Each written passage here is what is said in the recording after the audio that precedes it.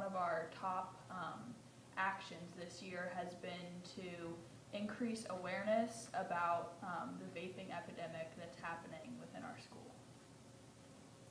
Good evening, my name is Amy Masechko. I'm the Health and Wellness Coordinator for the Talawanda School District and Project Coordinator for the Coalition for a Healthy Community. The Youth Initiative team is under the umbrella of the Coalition for a Healthy Community, which is a grassroots community-based group that focuses on creating awareness and making community-level change in the areas of alcohol and drug prevention, mental health, and active living and healthy eating. So we're very pleased to be here tonight to support the youth who wanted to make sure that this information was available to adults in our community so they can better know what is happening and what role they can play in helping to prevent e-cigarette and vaping use.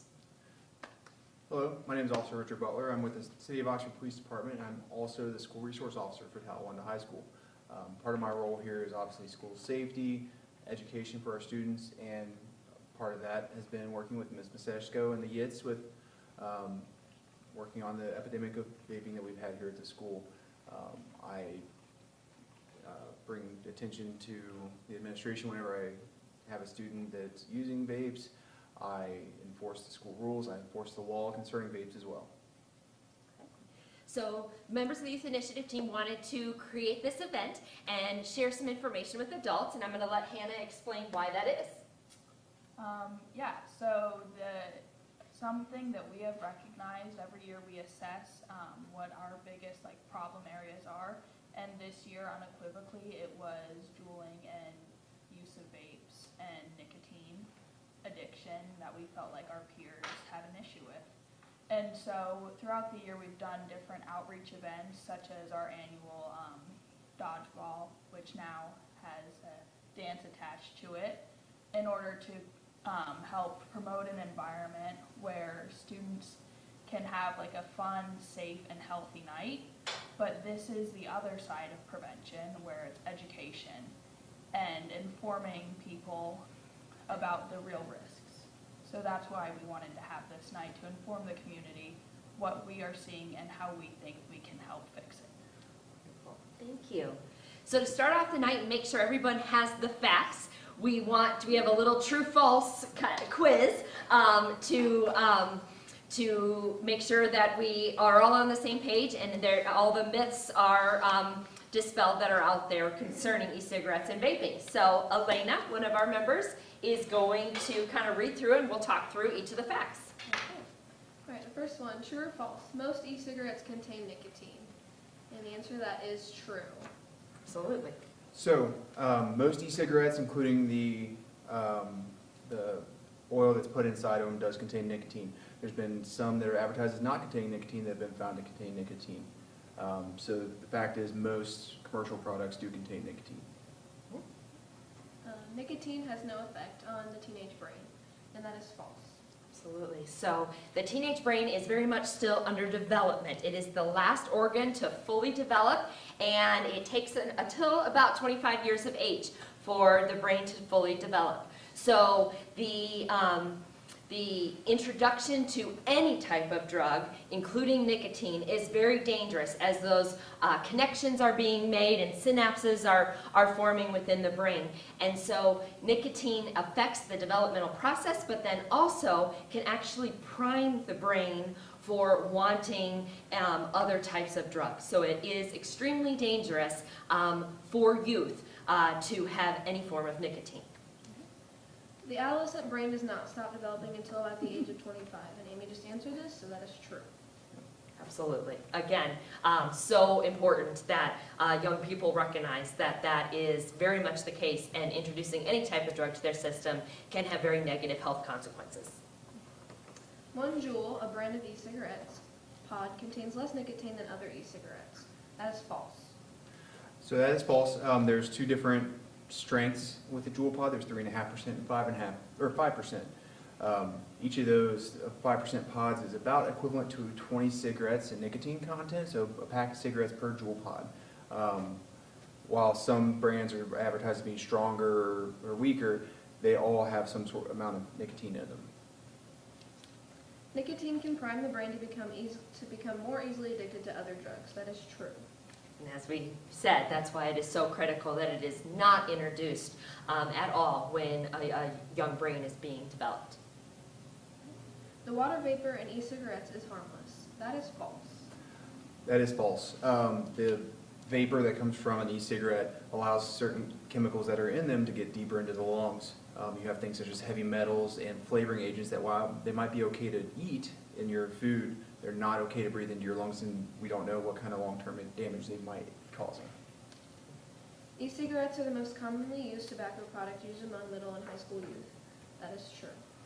That is true. According to the Centers for Disease Control, e-cigarettes and vaping is the most common way that young people are using tobacco products at this time. Research shows that youth use of e-cigarettes has no connection to future cigarette use. That is false. That is false. There's now studies showing that use of e-cigarettes and tobacco or nicotine products as you're younger leads to a higher risk of using burned tobacco products as you grow older, including cigarettes, cigars, and things like that. E-cigarettes only deliver nicotine and other flavorings. As Officer Butler had said, there are many other chemicals that are also in the aerosol that is released as a result of it and taken into the lungs. And while they might be safe to ingest, they are not safe to be inhaled into one's lungs. We do not fully understand the long-term impact of e-cigarettes on youth at this point. That is true. That is true. Due to their recent addition to the market, they're a fairly new product. There's no long-term studies like there's been for cigarette use to show the long-term effects on lungs, brain development, and other bodily functions when exposed over time. Okay. So hopefully that gives you a sense of some of the information and the facts that we want to make sure we get out there. One of the important things that we want to do this evening is make sure that parents, caregivers, caring adults in the community are aware of what these devices actually look like and what's in them, so that you might be able to spot them or better understand if a young person under your care might be experimenting with e-cigarettes. They take many different forms, and Officer Butler is going to show us what they might look like. All right. So these are all products that I have confiscated from students here in the high school. It's just a small selection of things that are available on the market. So every e-cigarette product will contain at least 3 basic parts. It'll have a battery, some sort of heating element, and then a tank or reservoir of the actual liquid to vaporize. So by far the most popular are Juul brand products. So Juuls are a lot of times they're compared to a USB stick. They have removable pods that I fling across here. The pod has the heating element as well as the reservoir built into it. This is a completely disposable part, whereas this is the battery that they plug into. They're small, they're easy to conceal. Again, one of these pods contains about as much nicotine as a pack of cigarettes. A lot of times the pods will come in packs of 4. They look like this.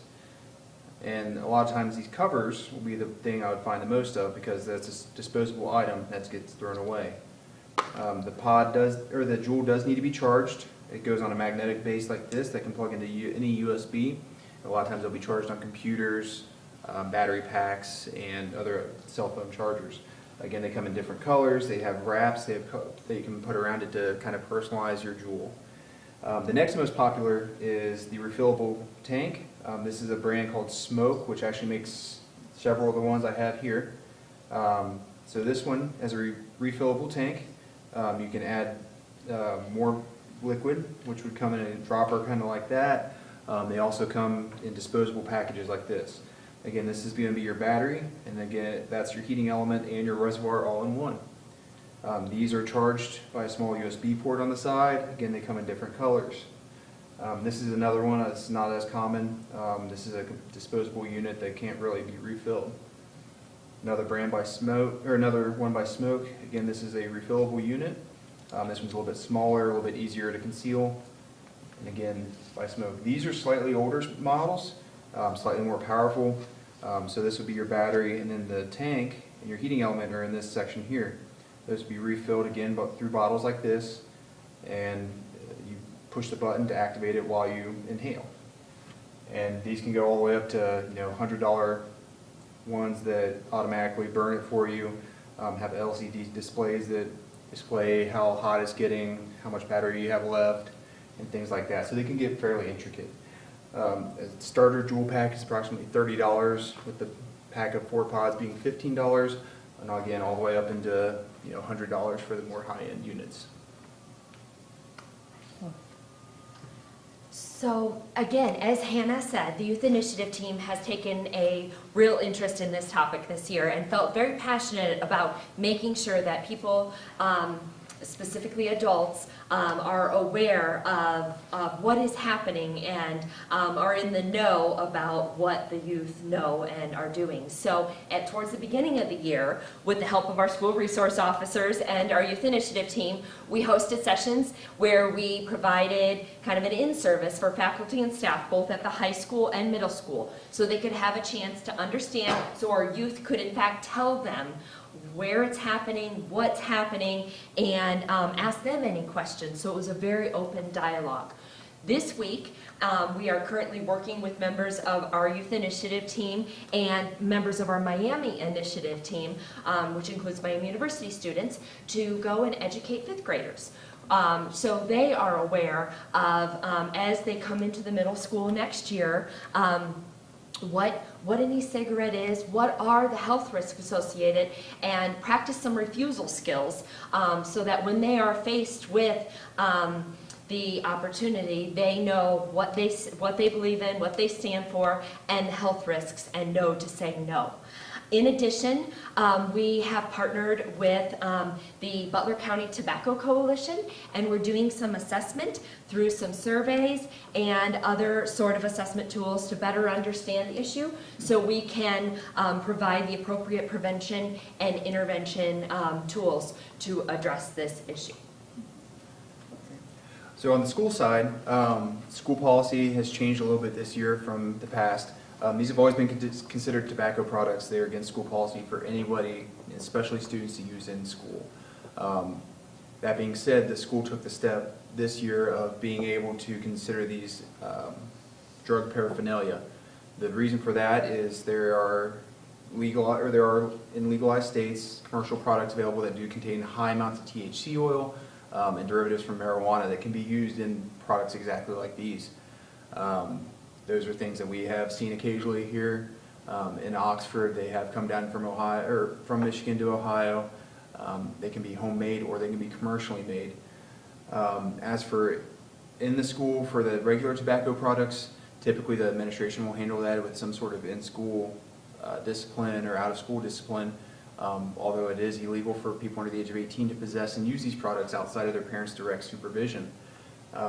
Outside of school, I know several of our parks and recreational facilities are banning vaping along with smoking, as well as we have discussed the option of starting making these a legal issue for students that are found with them habitually in school.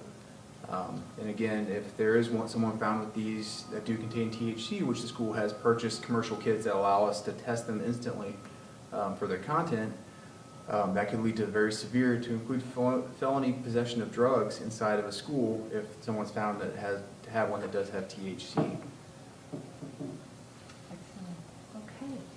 So, by tuning in and being here, you are showing an interest, and we appreciate that. That's an important part of what adults can do to address this issue with the youth in their lives. So all of the information that we share tonight comes from the CDC, or the Centers for Disease Control Office of Smoking and Health, and they have created wonderful resources. If you go online to know the risks, that there's toolkits and informational guides to give parents the tools on how to have the conversations with young people in their life.